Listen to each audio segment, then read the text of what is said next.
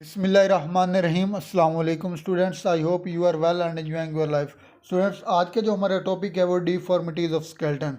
Formations किसी भी चीज़ को बनाने को कहते हैं फॉर्मेशंस, जबकि डिफॉर्मेशंस का मतलब है किसी भी चीज़ को ना बनाना या सीधे तरीके से बनाना या उल्टे तरीके से बनाना या उसको बिल्कुल ही ना बनाना, उसको कहते हैं डिफॉर्मिटीज़। अब डिफॉर्मिटीज़ ऑफ स्केलेटन क्या? हमारा जो स्केलेटन है उसका मेन जो पर्पज़ है, मेन मकसद है उसमें हमारी बॉडी को अपराइट रखना, हमारी बॉडी को सीधा रखना है। अगर कोई भी किसी तरह की उसमें प्रॉब्लम्स है, वो चाहे जेनेटिक प्रॉब्लम हो, न्यूट्रिशनल प्रॉब्लम हो या हार्मोनल प्रॉब्लम हो, उसकी वजह से उसने अगर वो अपने स्केलेटन को सीधा ना रख सके तो उसे हम कहते हैं डिफॉर्मेशन ऑफ स्केलेटन। अब इसके काजेज भी डिफरेंट हो सकते हैं, ह्यूमंस में न्यूट्रिशनल काज भी, हार्मोनल काज और जेनेटिक काज। जो फर्स्ट काजेज है वो genetic cause. Human skeleton support the upright body. Human skeleton हमारी जो बॉडी को अपराइट रखना, सीधा रखना। Sometimes skeleton become weak and result deformation. Skeleton कुछ टाइम, कुछ ऐसे वक्त होता है या कुछ किसी भी प्रॉब्लम की वजह से जो स्केलेटन होता है वो वीक होता है, और काजेज क्या होता है? डिफॉर्मेशन इसका काज करते हैं। अब ये जो काजेज होते हैं ये वेरिएबल्स हो सकते हैं, मुख्तलिफ तरीके से हो सकते हैं। जो फर्स्ट काजेज है वो जेनेटिक काज।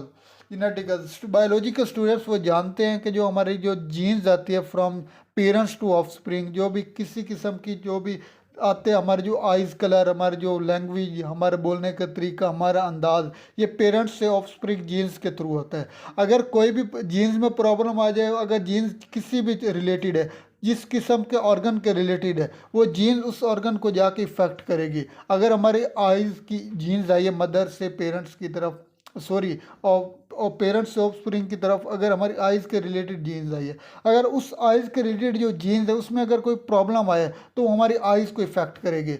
इसी तरह जो हमारी जो स्केलेटन के अंदर पेरेंट्स से ऑफस्प्रिंग के अंदर जो जीन्स आई है वो क्लेफ्ट पैलेट की आई है। पैलेट कहते हैं हम तालू को। अब क्लेफ्ट कहते हैं टूटा हुआ, दो हिस्से को जो टूटा हुआ होता है उसे हम कहते हैं क्लेफ्ट, और पैलेट कहते हैं तालू को। हमारा जो तालू होता है वो कुछ यूँ होता है, ये बाहर वाला हिस्सा होता है, ये हमारे, इसे हम कहते हैं पैलाटाइन प्रोसेस। सॉरी, ये बाहर वाले हिस्से हम कहते हैं मैग्जिला, यानी कि जबड़ा, बाहर वाले को मैग्जिला। अब इसके अंदर होता है पैलाटाइन प्रोसेस, कुछ यूं तरह आपस में अटैच होते हैं। ये हुआ पैलाटाइन प्रोसेस। और पैलाटाइन प्रोसेस के नीचे एक और होता है जिसे हम कहते हैं पैलेट। ये कुछ प्लेट नुमा होती है, पैलेट जिसे कहते हैं। अब प्रॉब्लम क्या होता है कि जेनेटिक के अंदर प्रॉब्लम, जीन्स के अंदर वेरिएशंस आई, और ये जो हमारे ये जो पैलेटाइन प्रोसेस होगी, ये तो सारा जो पैलेट होगा ये सेंटर से सेपरेट हो जाएगा। अब इसके अंदर खला आ जाएगा। अब जब इसके अंदर खला आ जाएगा तो क्या होगा? जो हमारा पैलेट होता है, जो हमारा तालू होता है, इसने क्या करना है? फर्स्ट इसने क्या काम करना होता है? इसका जो मकसद होता है, इसने हमारी नेसल कैविटी और हमारी ओरल कैविटी को सेपरेट करना है। मीन्स के जब हमने खुराक खानी है तो उस वक्त इसने हमारी नेसल कैविटी को क्लोज कर देना, ताकि हमारी खुराक नेसल कैविटी में, सांस की नाली में ना चली जाए। और जब हम सांस लेते हैं तो इसने हमारी ओरल कैविटी को क्लोज कर देना। और जब इसके अंदर ये अगर स्पेस आ गया, खला आ गया, तो ये जो हम खुराक खाते हैं, ये खुराक हमारी नेसल कैविटी में, हमारी फूड नेसल कैविटी में चली जाएगी। जब फूड हमारी नेसल कैविटी में चली जाएगी तो फूड्स के अंदर एंटीबायोटिक्स भी होते हैं, फंजीज भी होती हैं, एंटीसाइड्स भी होते हैं, बैक्टीरिया भी होते हैं, मुख्तलिफ किस्म के जर्म्स और पेस्टिसाइड्स होते हैं। अब ये खुराक जब लंग्स में जाएगी थ्रू नेसल कैविटी के, तो हमारे लंग्स के अंदर ये जाके इन्फेक्ट करेगी, जरासीम पैदा करेंगे, मुख्तलिफ बीमारी, डिसीज़ होगी। जो फर्स्ट डिसीज़ है जो उसने वहाँ पे जाकर हमारे लंग्स में जाके इफेक्ट होना है, उससे हम कहते हैं एस्पायरेशन निमोनिया। ये जो नमोनिया ये सांस की वजह से हुई है, लंग्स के थ्रू हुई है, तो उसे हम कहेंगे aspiration pneumonia. Palatine process of maxilla and palate fail to fuse. Means कि ये जो पैलेटाइन प्रोसेस है, ये और पैलेट, ये आपस में फ्यूज़ होने से, आपस में इकट्ठा होने में नाकाम हो जाएंगे। जब ये नाकाम है, इनके दरमियान खला आ गया, तो हमारी खुराक सांस की नाली में चली जाएगी। इफेक्ट क्या करेगा? It assist opening between oral and nasal cavity and cause interfere Suckling. Interfere Suckling mean हमारी फूड, जो हमारी खुराक है, ये सांस की नाली में चले जाएगी। इसका रीज़न ये क्या काज करेगी? लंग्स में जाके इन्फेक्शन क्रिएट करेगी, और इन्फेक्शन क्रिएट करके एक डिसीज़ होगी, उसे हम कहते हैं एस्पायरेशन निमोनिया। अब ये नमूनिया किस वजह से काज करते हैं? Inhalation of food into lungs lead to aspiration pneumonia. खुराक का सांस वाली नाली में जाने से लंग्स को इफेक्ट करेंगे और लंग्स को इफेक्ट होने की वजह से जो डिसीज़ काज होगी उसे हम कहेंगे एस्पिरेशन नमूनिया। जो सेकंड डिसीज़ है वो है माइक्रोफेली। माइक्रो कहते हैं छोटे को और फैली कहते हैं सर को। मीन्स का जो इस डिसीज़ में जो ह्यूमंस होंगे, कुछ आपने अक्सर बेबीज़ देखे होंगे या कुछ लार्ज एडल्ट आपने देखे होंगे इंसान या कुछ ऐसे शख्स जिनका सर छोटा होता है। जब सर छोटा होता है तो इस वजह से उनका जो सर होता है जो वो ब्रेन मुकम्मल तौर पर वर्क नहीं कर सकते, अब नॉर्मल ब्रेन होता है जिससे हम पागल भी कहते हैं। ये तकरीबन ऑलमोस्ट बहुत ही कम देख होता है, लेकिन जिन लोगों में होता है माइक्रोफेली उनका सर कम होता है जिसकी वजह उनकी जो यादाश्त होती है वो नहीं होती। यादाश्त ना होने की वजह से उन्हें हम कहते हैं पागल। माइक्रोफेली आपकी बुक में बस जस्ट इतना ही लिखा हुआ है, डिसीज़ का नाम microcephaly. Small size of skull means कि हमारे खोपड़ी का जो सर का जो हिस्सा होता है वो उसका स्मॉल साइज होता है, इसकी वजह से ये डिसीज़ होते हैं माइक्रोफेली। अब ये थर्ड है जेनेटिक काज, वो है अर्थराइड। अर्थराइड दो वर्ड्स का मरकब है, एक अर्थो और सेकंड राइट्स। अर्थो मीन्स जॉइंट्स और राइट्स मीन इन्फ्लेमेशन। इन्फ्लेमेशन, अब ये जो इन्फ्लेमेशन है ये डिफरेंट तरीके की होती है। ये सम टाइम इन्फ्लेमेशन होती है पेन्स की वजह से, सम टाइम इन्फ्लेमेशन होती है सोजिश की वजह से, सम टाइम इन्फ्लेमेशन होती है हाई टेम्परेचर की वजह से। मीन्स कि ये जो इन्फ्लेमेशन होती हैं डिफरेंट तरीके से होती है। अब आर्थराइड्स मीन हमारी जो जॉइंट्स होती है उसके अंदर इन्फ्लेमेशन होती है और इन्फ्लेमेशन की वजह से जॉइंट्स की होते हैं वो डीजनरेट हो जाती है। अब ये जो डीजनरेट्स का प्रोसेस हो के ये आर्थराइड्स कहते हैं। अब ये जो आर्थराइड्स है ये डिफरेंट तरीके के, इसकी आर्थराइड्स की भी आगे फर्दर टाइप्स है। आपकी जो बुक्स में अभी तक जो स्टडीड हो चुकी है वो ऑलमोस्ट 100 टाइप्स है, लेकिन हो सकता है कि आने वाले वक्त में इससे ज़्यादा भी टाइप्स हो सके। Inflammatory and generative disease of joints, इसे हम कहते हैं आर्थराइड्स। इसकी जो टाइप्स है more than 100 types of arthritis are given. ये आपकी बुक्स में 100 टाइप्स है, लेकिन हो सकता है कि आने वाले वक्त में इससे भी ज़्यादा टाइप्स हो सके। अब ये जो फोर्थ है वो थे ओस्टियो आर्थराइड्स। ओस्टियो कहते हैं बोन्स को, अर्थ कहते हैं जॉइंट्स को, राइट्स कहते हैं इन्फ्लेमेशन। मीन्स कि इस जो डिसीज़ होती है इसमें बोन्स जॉइंट्स में इन्फ्लेमेशन होगी। अब ये जो इन्फ्लेमेशन होते हैं ये जेनेटिक काज की वजह से होती है बोन्स में भी और जॉइंट्स में भी। आपकी बुक्स में फर्दर जस्ट इनके नाम है माइक्रोफेली, आर्थराइड, ऑस्टियोआर्थर। आपको मैंने इजीली स्टडीड करने, इजीली समझाने के लिए इनको तीनों को डिस्कस किया ताकि आपको समझ आ सके। अब ये जो सेकंड डिसीज़ है जो वो जेनेटिक डिफॉर्मेशन ऑफ स्केलेटन की जो सेकंड डिसीज़ है वो हार्मोनल काज। हार्मोनल काज मीन्स के जो हार्मोन्स की प्रोडक्शन में या सम टाइम कुछ ऐसे हार्मोन्स होते हैं जिनको आपस में पूरा काम ना करने की वजह से ये डिसीज़ काज करती हैं।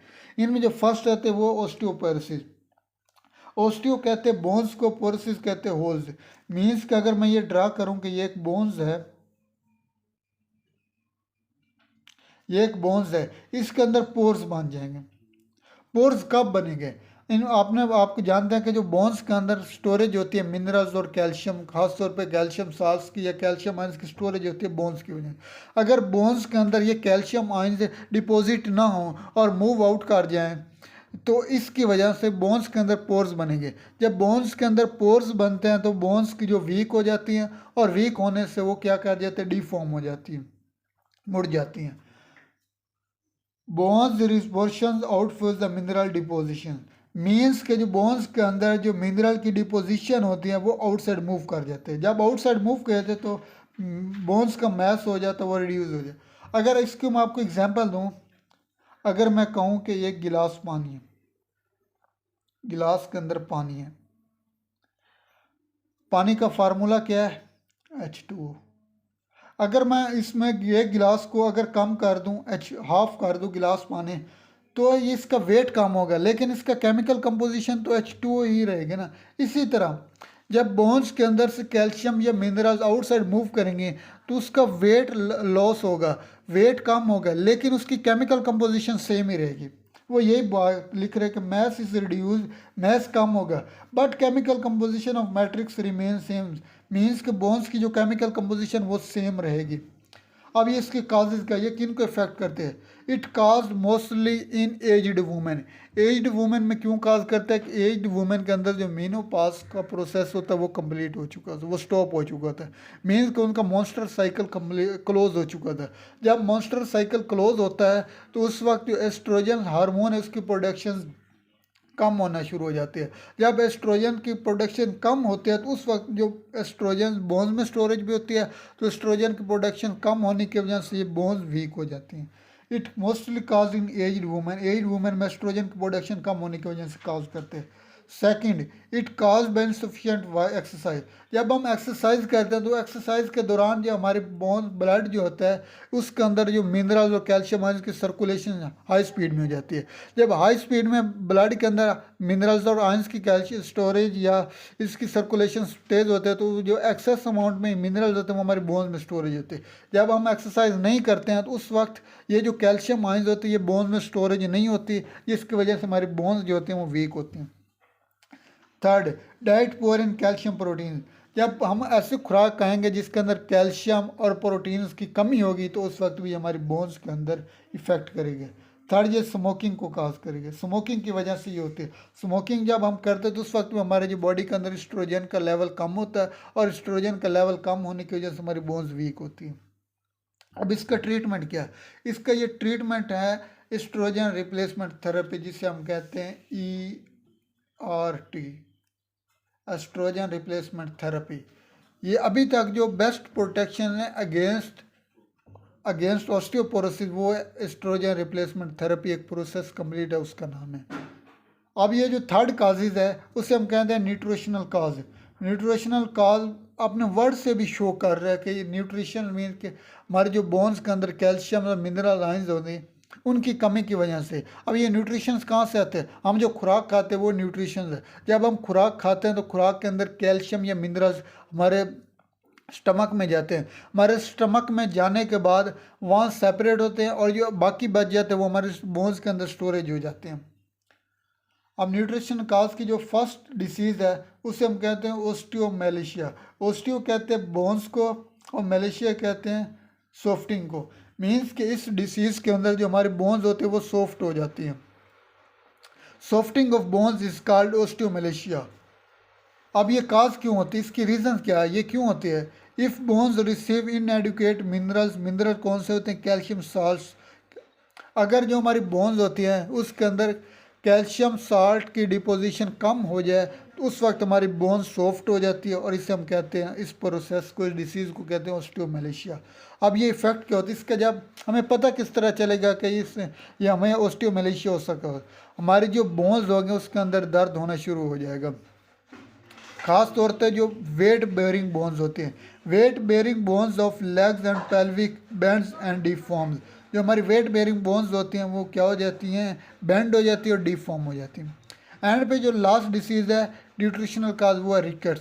रिकट्स जेनेटिक काज भी होती है लेकिन ये इसकी आगे टाइप्स हैं वो इंशाल्लाह हम आगे बाद में करेंगे कि उसमें रिकट्स आते हैं जेनेटिक काज। लेकिन अब जो है वो न्यूट्रिशनल काज होते हैं रिकट्स। मीन्स के कुछ ऐसे चाइल्ड होते हैं जो पैदाइशी तौर पे उनकी जो बोन्स होती है लेग्स की वो मुड़ी हुई होती हैं। वो मुड़ी हुई किस वजह से होती है? उनकी खुराक में या तो विटामिन डी की कमी होती है या कि उनकी बोन्स के अंदर कैल्शियम की कमी होती है। अब इन दोनों की वजह से हम क्या करते हैं, आपने अक्सर देखो वो जो मिल्क होती है प्रोडक्शन होती है वो फोर्टिफाइड विटामिन डी की प्रोडक्शन होती है।